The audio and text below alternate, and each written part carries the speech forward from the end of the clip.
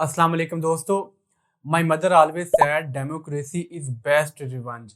ये बयानिया था बिलावल भुट्टो जरदारी का। और वोट को इज्जत दो, सिविलियन सुप्रीमेसी, ये बयानिया था नवाज शरीफ का। और अपनी पसंदीदा पार्टीज और अपने पसंदीदा लोगों को वोट देकर उनको कामयाब कराया।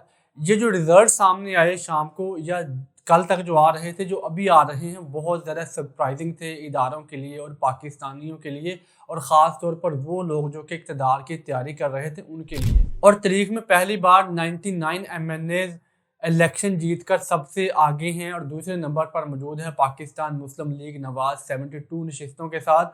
अगर आज़ाद उम्मीदवारों की बात की जाए तो इसमें ज़्यादा जो उम्मीदवार जीते हैं वो 65 या 70 के करीब हैं। वो पाकिस्तान तहरीक इंसाफ के हमायत याफ्ता उम्मीदवार हैं जिनको इमरान खान के नाम पर वोट पड़ा है, जो कि बहुत ज़्यादा सरप्राइजिंग था। इतनी ज़्यादा मुश्किलात के बावजूद इतने लोगों का जीत जाना ये इदारों के लिए बहुत हैरान कुन था। और फाफन की जो अभी थोड़ी देर पहले रिपोर्ट रिलीज की गई है, इसमें यह बताया गया है कि 5 करोड़ से ज्यादा पाकिस्तानियों ने वोट डाला है और वोटर टर्नआउट 48% रहा, जो कि हौसला अफजा कहा जा सकता है। मैक्सिमम लोगों ने पोलिंग स्टेशन का रुख किया और अपने लोगों को वोट डाला। अगर पाकिस्तान में होने वाले तमाम इलेक्शंस को देखा जाए तो 1977 में सबसे ज्यादा टर्नआउट रहा था, जो कि 64% बनता है। और उसके बाद जो 1985 में इलेक्शन हुए, इनमें जो वोटर टर्नआउट था वो 53% था। 1988 में होने वाले इलेक्शन में 43% पर आ गया और 1999 में 45%, 1993 में 37%, 1999 में 35% रहा।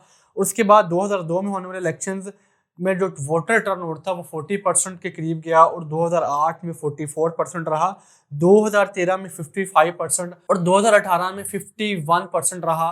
और आज 2024 में जो वोटर टर्नआउट था वो 48%, तकरीबन 50% के करीब कहा जा सकता है। और अगर ऐसे पार्टी बात की जाए तो पाकिस्तान मुस्लिम लीग नवाज 72 नशिस्तों के साथ सबसे आगे है और दूसरे नंबर पर मौजूद है पाकिस्तान पीपल्स पार्टी, जिसने 53 नशिस्तों पर कामयाबी हासिल की। और नंबर 3 पे है MQM मुत्तहिदा कौमी मूवमेंट पाकिस्तान, जिसने 70 नशिस्तों पर कामयाबी हासिल की। अगर हुकूमत बनाने की बात की जाए तो कोई भी जमात इतनी वाज़ेह अक्सरियत हासिल नहीं कर सकी कि वो फेडरल में हुकूमत बना सके। अब पाकिस्तान मुस्लिम लीग नवाज को या PTI के इंडिपेंडेंट जो उम्मीदवार जीते हैं, MNAs जीते हैं, उनको हुकूमत बनाने के लिए कम से कम किसी बड़ी पार्टी का साथ चाहिए। अगर पाकिस्तान मुस्लिम लीग नवाज की बात की जाए तो उसको सबसे बड़ी पार्टी का जो साथ चाहिए, वो सबसे पहला और बेस्ट ऑप्शन वो है पाकिस्तान पीपल्स पार्टी। और मियां मोहम्मद नवाज शरीफ ने जो कल रात विक्ट्री स्पीच की है, जो कि 8 फेब को की जानी थी, लेकिन जो सरप्राइजिंग रिजल्ट्स आए उस वजह से इस विक्ट्री स्पीच को पोस्टपोन किया गया।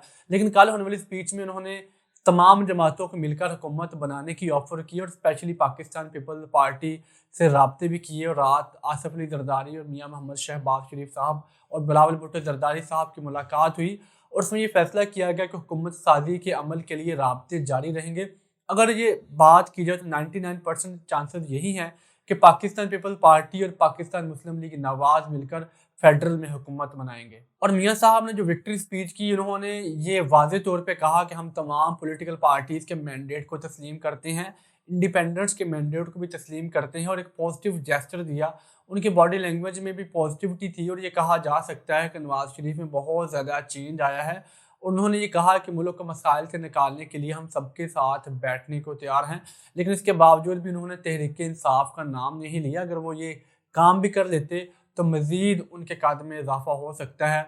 लेकिन इसके बावजूद भी 2024 के इलेक्शन के बाद मियां साहब ने जो स्पीच की है और जो तमाम पॉलिटिकल पार्टीज़ को साथ लेकर चलने का कहा गया, तो इस पर ये एक बहुत पॉजिटिव चीज़ है। अब मुल्क को आगे बढ़ाने के लिए तमाम पॉलिटिकल पार्टीज़ को एक मेज़ पर बैठना होगा और मिलकर बात करनी होगी और मुल्क की एक प्रॉपर डायरेक्शन सेट करनी होगी। जो हम पहले वीडियोज़ में बात कर चुके हैं कि ये एक मखलूत हुकूमत तो ज़रूर होगी, लेकिन इसको कौमी हुकूमत भी कहा जा सकता है, जिसमें तमाम पॉलिटिकल पार्टीज़ के लोग शामिल होंगे। लेकिन अगर मरकज़ की बात की जाए तो ये वाज़ेह तौर पे नज़र आ रहा है कि पाकिस्तान मुस्लिम लीग नवाज के कायद मियां मोहम्मद नवाज शरीफ वज़ीर आज़म के लिए एक बेस्ट कैंडिडेट कहे जा सकते हैं, या वो कैंडिडेट जो कि सबके लिए एक्सेप्टेबल होंगे वो मियां मोहम्मद नवाज शरीफ हैं। और ये 99% चांसेस यही हैं कि आने वाले जो वज़ीर आज़म हैं पाकिस्तान के नवाज शरीफ ही होंगे। और उसके बाद पंजाब की बात की जाए तो पंजाब में इंडिपेंडेंट्स की जो सीट्स हैं उन्होंने 131 सीट्स पे कामयाबी हासिल की और पाकिस्तान मुस्लिम लीग नवाज ने 134 नशिस्तों पर कामयाबी हासिल की और पंजाब में पाकिस्तान मुस्लिम लीग नवाज एक बड़ी जमात के तौर पे सामने आई है।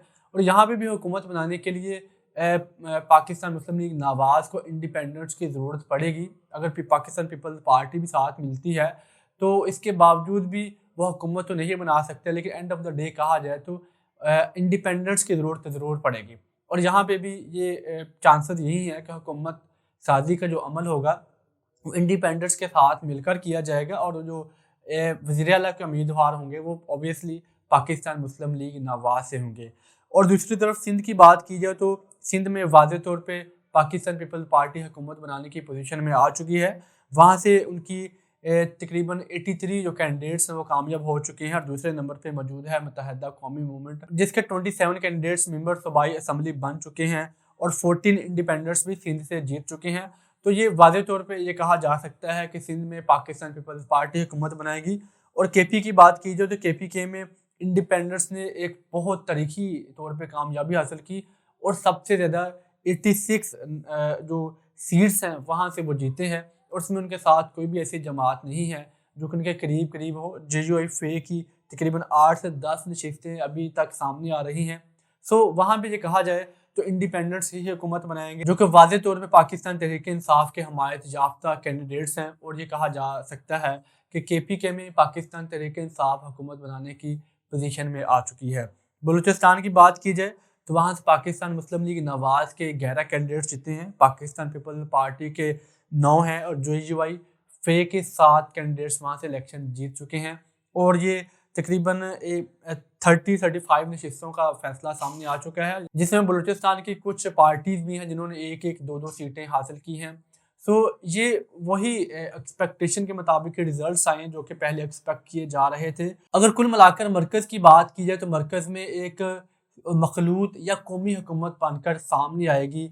अगर ये जो हुकूमत सामने आएगी, अगर इसको इन द लॉन्ग रन 5 सालों की मुद्दत पूरी करनी होगी तो सबसे पहले अपनी प्रायोरिटीज़ को सेट करना होगा और तमाम इदारों को साथ लेकर बैठना होगा, क्योंकि पाकिस्तान मज़ीद मसाइल का मुतहम्मिल नहीं हो सकता। अगर इन सियासी जमातों का हुकूमत बनाने के बाद भी कुछ मामलात पर इत्तफाक़ राय ना हो सका, पॉलिटिकल स्टेबिलिटी ना आई, तो पाकिस्तान के मसाइल बढ़ते जाएंगे, यानी कि पाकिस्तानी आम आवाम के मसाइल ज़्यादा से ज़्यादा होंगे। इसलिए जो भी लोग असम्बलियों में चले गए हैं सबको एक दूसरे का मैंडेट तस्लीम करना होगा और एजेंडा सिर्फ एक ही होना चाहिए, एजेंडा होना चाहिए कि पाकिस्तान को कैसे आगे लेके चलना है, आम आवाम के मसाइल को कैसे हल करना है। अब ये जो जिम्मेदारी है लोगों ने इन अवामी नुमाइंदों के कंधों पर डाल दी है। अब जो 4 पिलर्स जो कि हम पहले भी बात कर चुके हैं अपनी वीडियोज़ में, इनको मजबूत करने की बहुत ज़्यादा ज़रूरत है। और मसाइल को हल करने के लिए सबसे बेहतरीन जो पहला जो एक मरहला है वो तकरीबन कंप्लीट हो चुका था, वो था फ्री एंड फेयर इलेक्शन। कुछ बहुत ज़्यादा तहफ़्फ़ुज़ात मौजूद हैं इलेक्शन के ऊपर, बहुत सारी बातें हम कर सकते हैं, लेकिन अब इलेक्शन हो चुके हैं, अब हमें आगे बढ़ना होगा। और उसके बाद हुकूमत साजी का अमल है, उसके बाद पार्लियामेंट की एक बालादस्ती है, उसके बाद जुडिशरी है, हमारी इस्टेब्लिशमेंट है, मीडिया है और अब हमारी जो ब्यूरोक्रेसी है।